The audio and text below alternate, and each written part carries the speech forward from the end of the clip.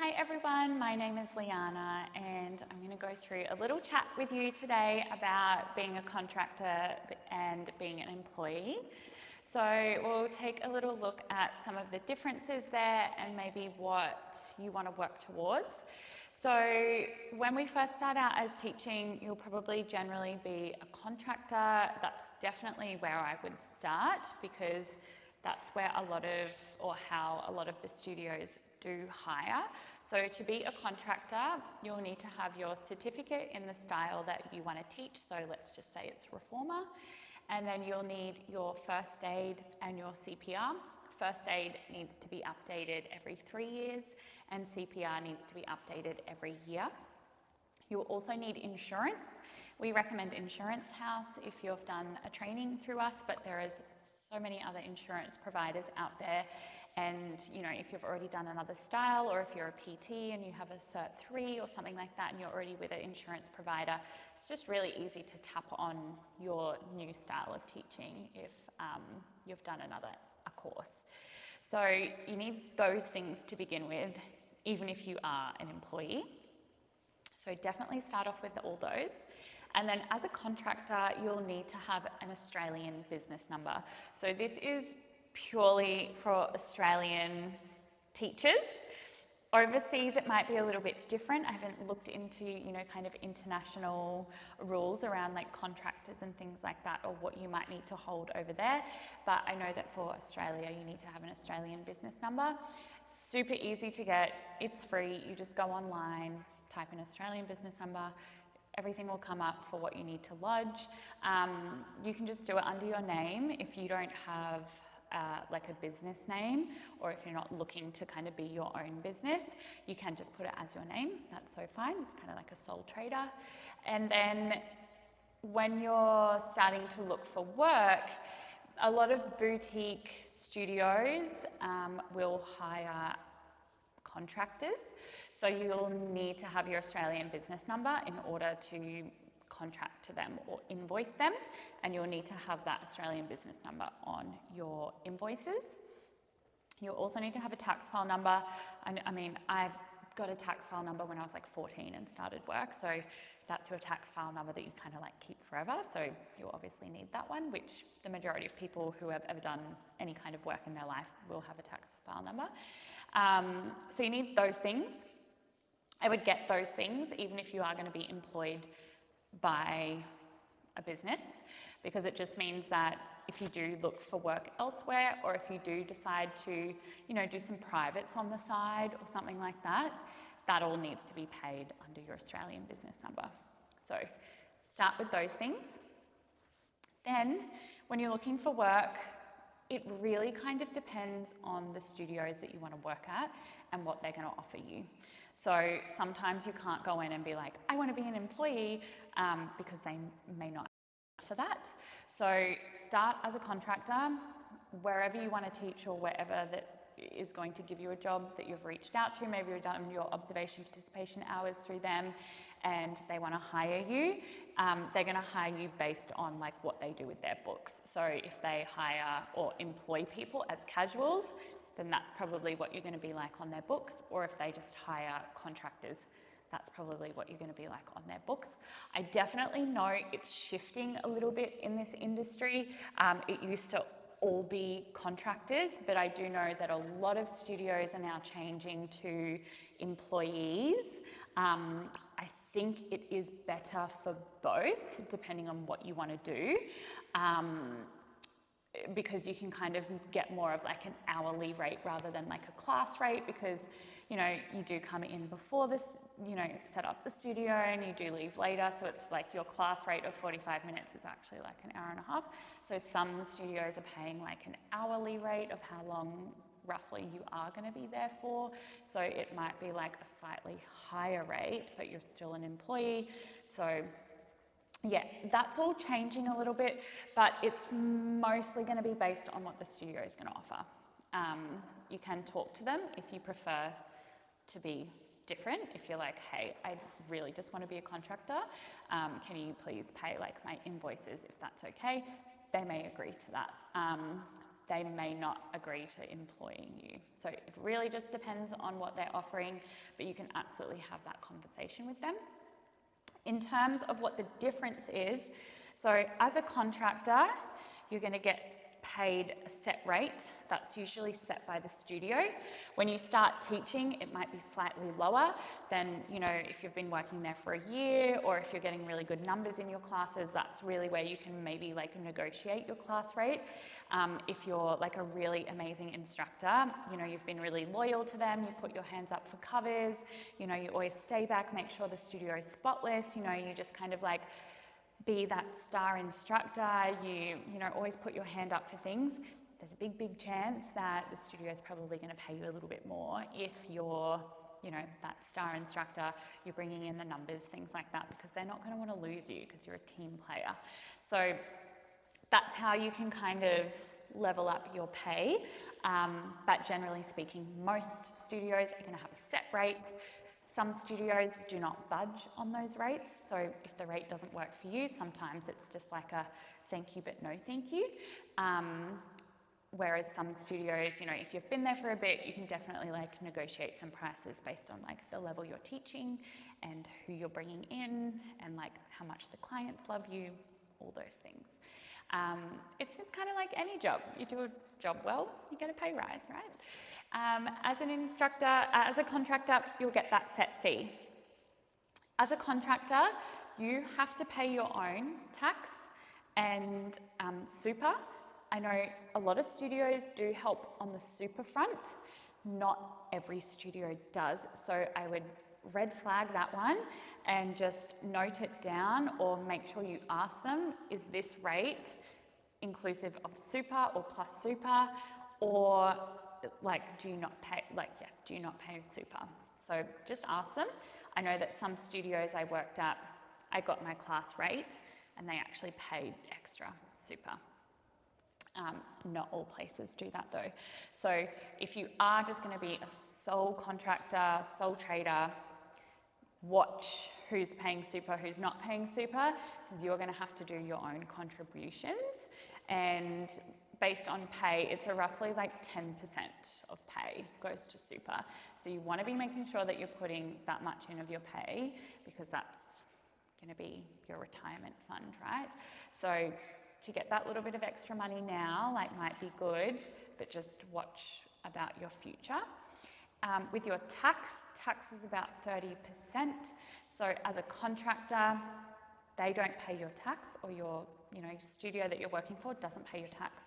You need to pay your tax. So when it comes to tax time, whatever the amount has been that you've been paid, like, put away 30% of that. So every single time you get paid, put 30% away to your tax, like in a different account, so that when you go to tax time, you're going to have to pay tax because you haven't been paying tax on what you're earning.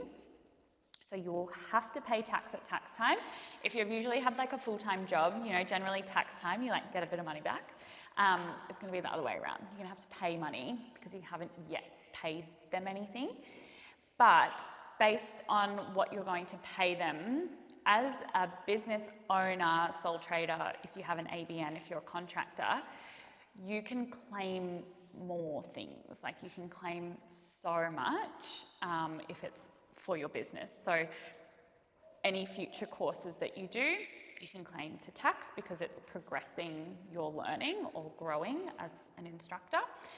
Just not your first one. So if you aren't qualified yet and you're like, I'm going to do reformer, can't claim that one, but anything that you do after that, you can claim. Your first aid, your CPR, your insurance can all be claimed. If you get an accountant, that can be claimed.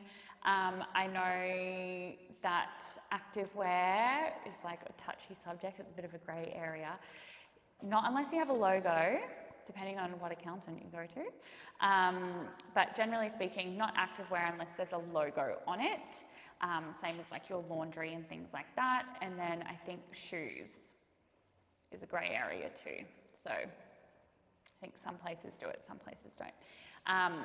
But it's really good to just sit down with an accountant if you are going to be a contractor and just go over all the things that you can claim based on now what you're doing as a contractor and the industry that you're in, so that you have a really good idea of what can be claimed, what can't be claimed, so that you keep all your receipts and everything like that when it comes to tax time, so that you can claim as much as you can, so that you can get that tax payment down as much as possible, so that you hopefully have less to pay. So as a contractor, you really need to be looking at, how can I get my tax down as much as possible? What can I claim? If you're driving to studios through the day, you're going to have, car payments, fuel, all that kind of stuff as well. So lots to claim. There's a lot to go through. Adulting is so fun, isn't it? But if you do it right, there's a lot to claim, and you can really bring that tax payment down. So in terms of like payment and tax and things like that, being a contractor is harder, but it definitely has its perks. It also means that, you can do your own thing. Like, you can work in parks, you can work in community halls. If you have like your own like little reformer studio in your garage, or bar studio in your garage, you can do your own thing. There's like so many opportunities and possibilities there, corporate, all that kind of stuff. Can you also do that if you're employed by a studio? Absolutely, if they'll let you. So some studios now employ people as casuals. So that just means, all your tax and everything is kind of covered for you. Like, that's all done for you, super and stuff like that. So there's definitely perks there. But you can still absolutely claim things and things like that. I would still hold your ABN if possible, because it just means that you can claim more. Because other studios, you might still be on as a contractor, unless you go full-time somewhere. And this just depends on what's out there and what opportunities there are. So in terms of working for a studio, there might be like a job role as like a studio manager. So you might have a set number of classes that you have to teach a week, say the number's 10, and then you have, like the admin side of the role, keeping the studios looking nice. There might be part of like some sales stuff in there for like memberships and stuff like that. Just depends where you work, or if they're offering other things like online filming or teacher training and stuff like that. So if they're offering a full-time role, then you're most likely going to be exclusive to that studio. So you're probably not going to be able to teach at other locations, because you're kind of the face of their studio, you're working there full-time, you're part of their team. So that just means that, working at other studios, or, working in privates or corporate roles and things like that, you may not be able to do, because you're kind of now exclusive to one studio. So it just really depends where you want to go with this industry and what you're working towards. If you have a goal of, in like 5 years' time, you actually want to open your own business, or you want to do online classes, then being employed by someone may not be the way to go. Or maybe that's going to help you learn and develop, how to open your own business and things like that. So it might be beneficial to you. Or maybe you want to spend those 5 years, learning all the different styles, so that the studio that you open, or the online studio that you open, you're going to be able to teach all those styles and not have to pay instructors to do that, because that's, costs going outwards. So it's really nice to kind of sit down and do your goals and see where you see yourself in this industry. I know that we have a goal setting short course that can be for life or for work or your career. Sit down and have a look at what you want to achieve. And then I would tailor that to kind of where you want to go. If you want freedom, if you want to do your own thing, stay as a contractor. If you want to work for a business and you really love a business and you love what they're about, just how I work for Barre, then maybe stepping into a full-time role with them is the better option. And sometimes it's tricky, because as a contractor, you can be earning quite a lot of money, because you're getting paid per class. And then when you go full-time somewhere, it might actually drop in payment, but it kind of rises in perks, because if you're sick, you have sick leave that you get paid for, you have holidays that you get paid for every year, you know, all your taxes done, all your super's paid for. Like, it's all that stuff that you just don't have on your plate, that you don't have to worry about. But it really depends where you want to go in this industry. If you want to do your own thing, you want to open your own business, contracting is a really nice place to be, because you get to, you know, have your own business or your own ABN, kind of have that freedom. But if you really love a studio and you really want to grow with that studio and you want to develop into other areas and they have opportunities there, then that's probably going to be where you go as well. So it really depends on your goals. Sit down, have a look through where you want to go, and that's probably going to be more of an answer of if you want to like go full-time with somewhere, if that there's an opportunity there, or if you want to actually, you know, in 5 years' time I do want to have my own studio, or I do want to have my own online platform, then that might not be the way that you go, it might be the other way. So lots to think about. There is so many opportunities and avenues in this industry. It is tricky. I know that, like, you know, when you first do your course, everyone's like, oh, like, what do I do? Where do I start? Just start slow.